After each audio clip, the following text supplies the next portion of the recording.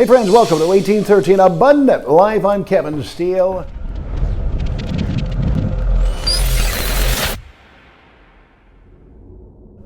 "1813 Abundant Life, Be Extraordinary." This is a program all about the heroic, inspirational people all around Southeast Texas. Listen to these life lessons. You'll live a bigger, better life than you ever thought possible. Brought to you by Mike Fulgence. This week, we talk with Korey Burris. Well, I lost hope after my friend killed himself. And that was on January 8th of 1993. And it's like, after that, it was like, I tried to keep it together, because, I was living, but just as time went on during that year, it was just, things kept piling up, and I didn't talk to anybody. I just kept it all in and just, the Satan got in there and started twisting everything around, saying that, it's a good idea,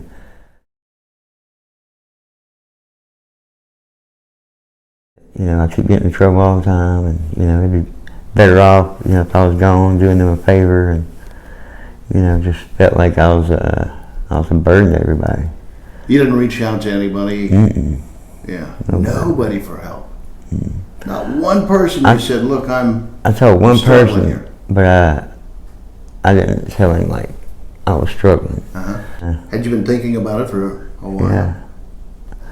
I thought about it, and then after I got in trouble with that, I was like, that's a good idea. And then New Year's came along, and I lied to my parents about where I was going to be, gave them a different phone number to where I was going to be, and it's like, they caught all that, and I was out in Morrisville drunk, and just, they actually called the cops and said, if you find him, arrest him because he's drunk. And so, like, when I got back the next morning, man, I got stuck that night in the mud and all kind of stuff, and my truck was covered in mud. Well, one of my punishments was I had to wash the whole truck right then and there, cold, underneath the truck, everything. And while I was doing all that, it's just, man, I'm done. When I got finished washing the truck that day, I made up my mind, and I had a couple of guns, but I didn't have a shotgun. I went in my brother's room, and I grabbed a shotgun shell, 12 gauge buckshot, and I went and put it by my TV in my bedroom, just set it up on the dresser, and I looked at it for a whole week, everything. Never had a second thought about it. I just couldn't wait till the day, and that day came around, and I was actually watching a movie on TV, sitting on the couch. Everybody was gone, my mom was outside.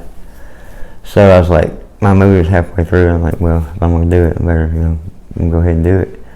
So I went and got the gun in my brother's room, and I went in the bathroom, and I locked the front door, where it's a sink and closets right there, and then there's another door with a toilet and bathtub, and I went in both doors, locked them both, and sat on the toilet and loaded the gun, and I put the butt on the ground. So you're halfway through a movie? Yeah. At this point. Who else is in the house, you say? My mom was in the backyard. Mom in the backyard? Yeah, everybody else was gone.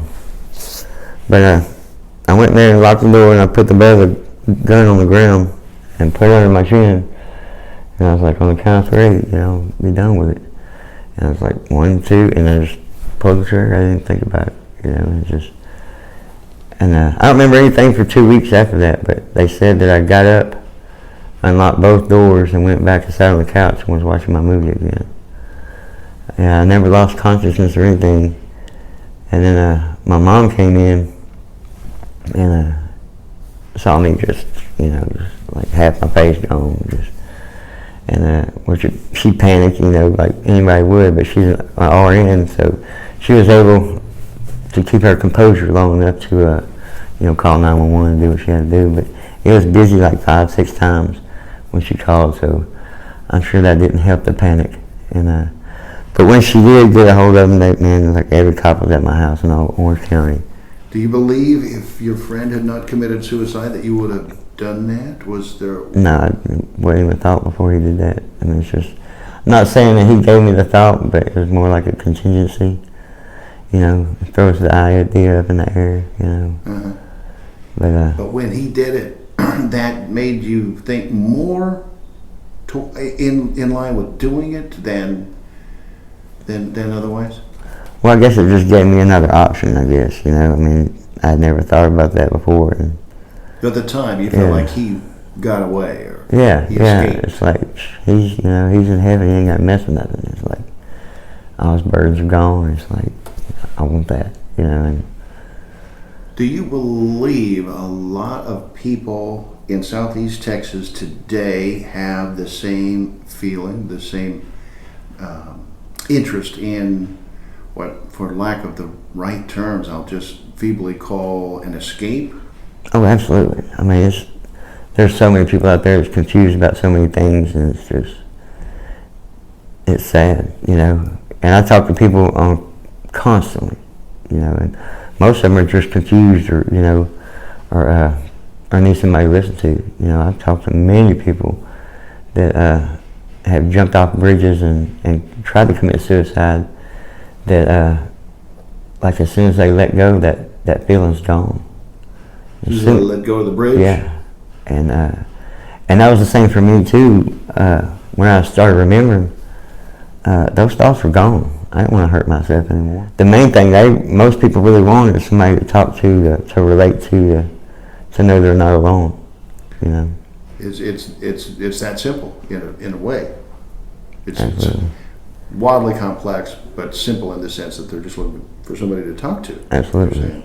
That's why people got to reach out. If they don't reach out, we can't help them. Describe the name of your Facebook page. It's Suicide Prevention and God's Helpers.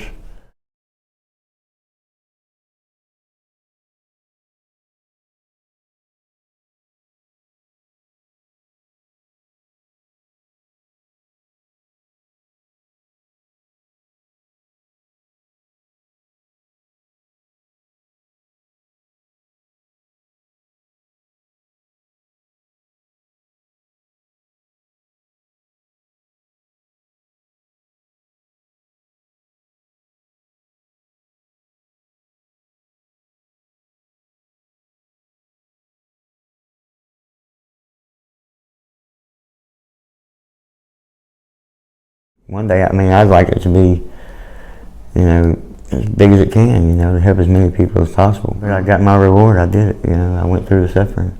Yeah. So now I get this joy, from helping other people.